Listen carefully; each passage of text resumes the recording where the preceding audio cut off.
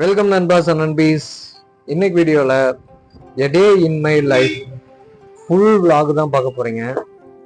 Already ஒரு குட்டி vlog போட்டிருந்தோம் ஷார்ட்ஸில், பட் வந்து இது ஃபுல் வீடியோவாக இருக்க போகுது. காலையிலேயே 5:30க்கு எந்திரிச்சிட்டோம். சிபி தோசையெல்லாம் சுட்டுட்டு இருந்தா, அதுக்குள்ளே வந்து நான் அப்படியே ஒரு ஜாக்கிங்கை போயிட்டு வந்துடலாம் அப்படின்னு சொல்லி கிளம்புனேன். கிளைமேட்டு பார்த்தீங்கன்னா செம டல்லாக இருந்தது. மழை வரும் போல தான் இருந்தது காலையில் பார்க்குறதுக்கு. 2 டேஸாக ஜாகிங் போகலை, தூங்கிட்டேன். கரெக்டாக 6:30க்கு மேலே ஆயிடுச்சு. ஸோ அதனால் 2 நாள் போக முடியல. கன்சிஸ்டன்சி ஃபாலோ பண்ணுறது ரொம்ப கஷ்டமாக இருக்குது. ஒரு நாளைக்கு எந்திரிக்கிறோம், அதுக்கு அடுத்த நாள் தூங்கிடுறோம், அதுக்கு அடுத்த நாள் எந்திரிக்கிறோம், அப்படி தான் போகிற மாதிரி இருக்குது. நானும் வந்து அட்லீஸ்ட் ஒரு மாதமாவது ஃபுல்லாக ஒரு நாள் கூட கேப் போடாமல் போயிடணும்னு நினைக்கிறேன். பட் வந்து போக முடியல. பட் என்னையாவது அப்படியே வந்து பழகணும்னு நம்புகிறேன். அதுவும் இந்த கடை ஸ்டார்ட் பண்ணதுலேருந்து மேக்ஸிமம் உட்கார்ற மாதிரி இருக்கா, அதனால் தொப்பை வேற கொஞ்சம் ஜாஸ்தியாகிற மாதிரி இருக்கு. 2 ரவுண்ட் அடித்தா கம்மியாகும், பட் வந்து டைம் இருக்க மாட்டேங்குது. அதுக்குள்ளே 7 மணி ஆயிடுது ஒரு ரவுண்ட் அடிச்சுட்டு வரதுக்குள்ளேயே. இன்னைக்கு வேற மழை வெளுத்து வாங்குது. காலையில் இருந்த மாதிரி கிளைமேட் இருக்கும்னு நினச்சேன், பார்த்தா சரியான மழை அப்படியே பேஞ்சு தள்ளுது. எனக்கு இந்த மழையை பார்த்தோன்னே ஐயோ இன்னைக்கு கடைகட்டை வந்துட்டு எப்படி இருக்க போதோ அப்படிங்கிற ஒரு பயம்தான். ஏன்னா கடைகட்டை வந்து மழை வந்துச்சுன்னா ஃபுல்லாக தண்ணி தேங்கி நின்றது, கஸ்டமரே வர மாட்டேங்கிறாங்க. தீபாவளிக்கு முன்னாடி ஒரு தடவை மழை வந்தப்ப தண்ணி பார்த்தீங்கன்னா குளம் மாதிரி தேங்கி நின்றுச்சு. கடைக்குள்ளே வர்றது கூட வே இல்லாமல் போச்சு.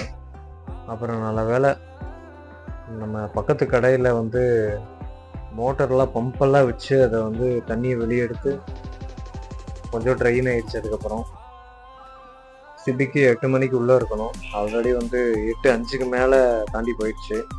ஸோ அதனால் அவசரமாக கொண்டு போய் சிபியை ட்ராப் பண்ணிவிட்டு அதுக்கப்புறம் நமக்கு பிரச்சனை இல்லை. நமக்கு கொஞ்சம் டைம் ஆனாலும் ஒரு 10 நிமிஷம் நேரம்னாலும் பிரச்சனை இல்லை. நம்ம கடை தானே, ஸ்லோவாக போகலான்னு சொல்லி போத்தனோட டச் பண்ணுறேன். மழையே இல்லை. ஆஹா சூப்பர்ரா, அப்போ வந்து மழை இல்லை, நம்ம கடைக்கிட்டே மழை இருக்காது அப்படின்னு சொல்லிட்டு சந்தோஷமாக வந்தேன். அதே மாதிரி தான் மழையே இல்லை. கிளைமேட்டுக்கு பைபாஸில் அப்படியே பனிமூட்டமாக தெரியுதுங்க இங்கேருந்து பார்த்தா. வீடியோவில் தெரியாது, ஆனால் வந்து நேரில் வேற லெவலில் இருந்தது. வழக்கம் போல் 8:30க்கெலாம் ரீச் ஆயாச்சு. ரே வண்டி வேற சர்வீஸ் கொடுக்கணுமா, அதனால வந்து V15 எடுத்துகிட்டு வந்துடுறது இப்போல்லாம். ஆனால் என்ன பேக் வைக்கிறது தான் இடம் இருக்காது. ஸ்கூட்டர்னா இடையில சென்டரில் பேக் வச்சு உட்காந்துக்கலாம். இது வந்து இது பின்னாடி பேகை தொங்க போட்டுகிட்டே வேண்டியதாக இருக்குது. என்னவோ விக்ரமாதித்யன் தோல் வேதாளம் மாதிரி வந்து கடுப்பாகுது. பார்த்தீங்கள, உள்ளேயே போக முடியாது. அந்த அளவுக்கு ஸ்டாக் கொஞ்சம் ஃபுல்லான மாதிரி இருக்கு. ஸோ அப்படியே வெளியே எல்லாத்தையும் எடுத்து வச்சுட்டு அதுக்கப்புறம் தான் நம்ம உள்ளே போக முடியும். பட் இனிமேல் தான் ஸ்டாக்கே போட ஆரம்பிக்கணும். ஒரு குட்டியாக ஒரு குடோன் மாதிரி ஒரு ரூம் எடுத்துட்டு ஸ்டாக்கெல்லாம் அதில் வச்சுட்டு அதுக்கப்புறம் அங்கேருந்து எடுத்து கூட யூஸ் பண்ணிக்கலாம். ஏன்னா ஸ்பேர்ஸ் எல்லாம் கொஞ்சம் இறக்கலாம் அப்படின்னு சொல்லி இப்போ தான் கொஞ்சம் கொஞ்சமாக இறக்கிட்டு இருக்கேன். பார்த்தீங்கன்னா அமரான் பேட்ரி, அதுக்கப்புறம் ஹெட்லைட் பல்ப்ஸு, ஃபில்டர்ஸு, 2 வீலர்ஸோட ஃபில்டர்ஸு, அதெல்லாம் கொஞ்சம் காந்திபுரத்தில் வந்து இப்போ தான் வாங்கிட்டுருக்கேன். ஒரு கம்பெனியில் ஓஇஸ் இப்போ தான் ஒவ்வொன்றா வந்து வாங்குகிறேன். ஓஇனா ஒரிஜினல் எக்யூப்மெண்ட். மற்ற கம்பெனிஸில் வாங்காமல் ஒரிஜினல் ஸ்பேர்ஸு அந்த கம்பெனிஸில் இருந்து இப்போ ஹீரோ ஹோண்டா வருதுன்னா ஹீரோ ஹோண்டா டேரெக்டாக அவங்க ஸ்பேர்ஸ் வச்சுருக்காங்க. அவங்ககிட்டே கொஞ்சம் வாங்கி கேட்குறவங்களுக்கு கொடுத்துட்ருக்கேன், அவ்வளோதான். அதே மாதிரி லோக்கல் ஸ்பேர்ஸும் எடுத்துகிட்டு தான் இருக்கேன். இந்த clutch cable, oscillator cable, break cable அதெல்லாமே கொஞ்சம் காந்திபுரத்தில் வந்து எடுத்துகிட்டு வந்து பண்ணிகிட்ருக்கோம். சண்டே டைமில் போகிறதுனா கொஞ்சம் வந்து அப்படியே ஃப்ரீயாக இருக்கும். ஸோ அதனால் கொஞ்சம் பர்ச்சேசிங்கெல்லாம் சண்டே டைமில் பண்ணிவிட்டு, ஏன்னா கடை டைமில் வந்து எங்கேயுமே போக முடியறதில்ல. டைமிங் ஃபாலோ பண்ணுறது ரொம்ப ரொம்ப முக்கியம். ஸோ அதனால் கடையை க்ளோஸ் பண்ணுறதில்ல. சண்டே மேக்ஸிமம் லீவ் தான் தானே இருக்கும். ஸோ அதனால் சண்டேயில் போய் பொருட்கள்லாம் வாங்கிட்டு வந்துருக்கு. பார்த்தீங்களா, இங்கே மழை வராதுன்னு சந்தோஷப்பட்டேன். இங்கேயும் மழை வர ஸ்டார்ட் ஆகிடுச்சு. பெருசாக ஒன்றும் வரல, ஆனால் இதே மாதிரி இருந்துச்சுன்னா ஒன்றும் தெரியாது. இந்த மழை பெருசாச்சுன்னா ஃபுல்லாக கடை முன்னாடி தண்ணி தேங்கிடும். சிபி காலையிலுக்கு தோசை சுட்டுருக்கா. தோசை ப்ளஸ் தேங்காய் சட்னி. எனக்கு இதுதான் காலையில் டிஃபன். கிளைமேட் எல்லாம் இருந்தாலே ஏதோ ஒரு மூட் ஸ்விங்ஸ் இருக்கிற மாதிரியே ஒரு ஃபீலிங்காக இருக்கும். ஆனால் என்ன மூட் ஸ்விங்ஸ் இருந்தாலும் மார்னிங் டிஃபனை மட்டும் தவிர்க்கவே மாட்டேன். ஒர்க்கு போயிட்டு இருக்கும்போது மேக்ஸிமம் வெளியிலே சுற்றிட்டு இருக்கோமா,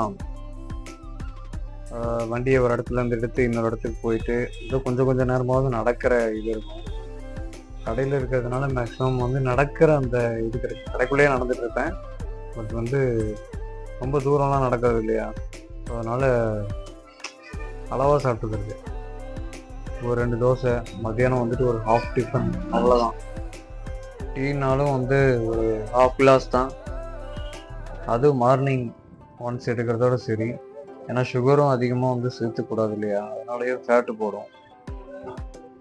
ஆனால் ஈவினிங் இந்த சிபி வந்தானா தான் நேராக பேக்கரி கூட்டிகிட்டு போயிடுவா. பேக்கரிக்கு கூப்பிட்டு போனோம்னா நம்ம சொல்லவா வேணும்.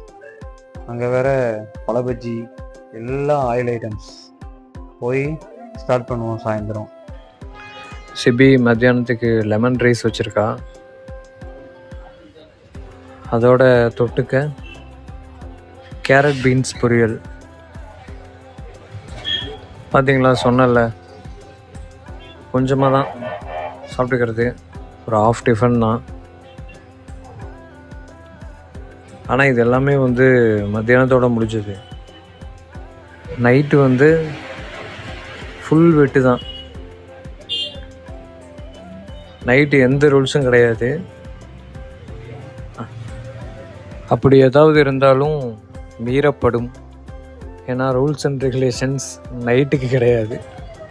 இன்றைக்கி கிளைமேட்டுக்கு ஏற்ற மாதிரி ரொம்ப டல்லாக தான் இருந்தது. கஸ்டமர்ஸும் ரொம்ப கம்மி தான். ஸோ அவங்கள மட்டும் பார்த்துட்டு கொஞ்சம் என்ட்ரிஸ் போட வேண்டியிருந்தது.